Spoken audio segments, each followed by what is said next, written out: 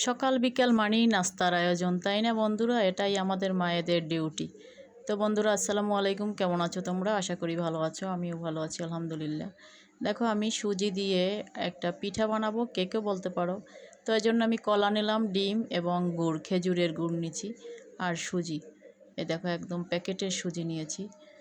তো এই জিনিসটা খেতে এত হেলদি, বাচ্চাদের জন্য খুবই টেস্টি একটা খাবার হবে। এটা ছোট থেকে বড় সবারই হবে প্রিয়। দেখো, এগুলো আমি সুন্দর করে মেখে নিচ্ছি, একদম কোনো পানি দেব না। এই যে গুড় দিয়েই সম্পূর্ণটা মাখবো। অবশ্য চিনি দিয়েও বানানো যায়, কোনো সমস্যা নেই। আমার যেহেতু গুড় আছে, আমি গুড় দিয়েই মাখছি। তো এই যে দেখো, তারপরে নারিকেল ছিল, নারিকেলও দিয়ে দিলাম। তো যখন পিঠা হবে, একটু নারিকেল দিলে একটু টেস্ট হবে অন্যরকম। তা আমি এটা বাটিতে নিয়ে নিলাম, একটু ঘি দিয়ে দিলাম, তেল দিলেও হবে। তো আমি ঘি দিয়ে দিলাম, যেহেতু আমার বাচ্চা খাবে, ছোট মেয়ে আছে, ও আবার একটু পছন্দ করে এই জন্য। এবং এই যে বাটারটা আমি এরকমের রেখেছি, ঘনত্বটা কেকের মতোই। এই যে বসিয়ে দিলাম।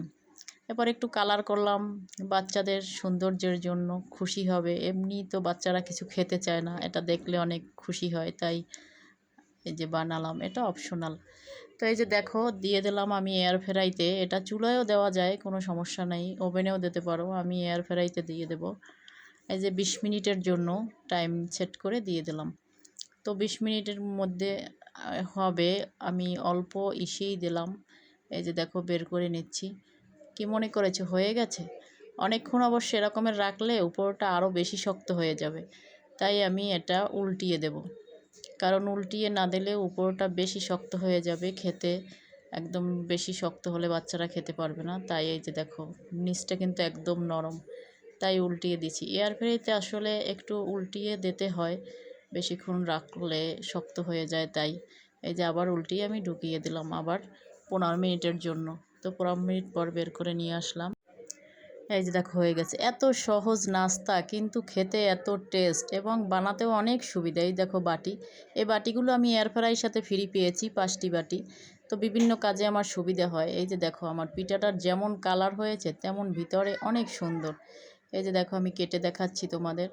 মানে এটা কাটার সাথে সাথে আমার বাচ্চারা খেয়ে শেষ করে ফেলেছে। মানে ভিডিও করার একটা কী যে অবস্থা হয়, যে আগে খেয়ে নেবে তাই। কিন্তু ভিডিও যেহেতু করি, দেখাতেও তো হবে, তাই না? এটা তো বাচ্চারা বোঝে না।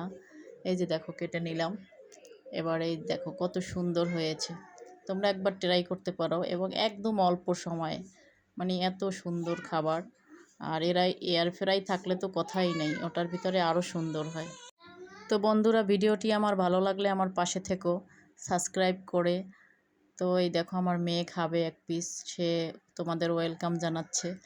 এই যে দেখো কত সুন্দর। কেমন আজকের ভিডিওটা এই পর্যন্ত। আল্লাহ হাফেজ।